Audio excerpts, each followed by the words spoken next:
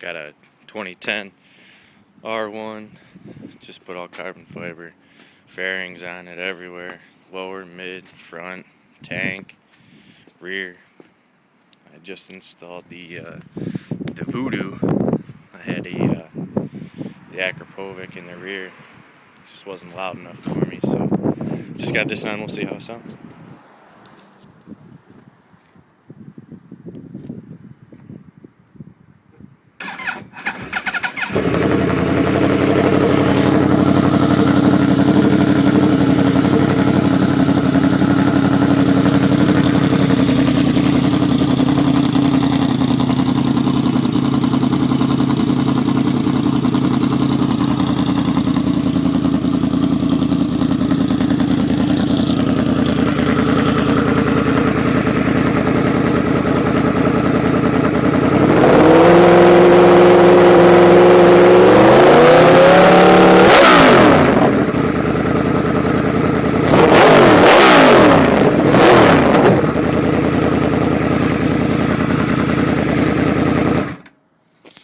Still got to get the fuel mapping for the Pizzazz so I can get it so it's not popping like that.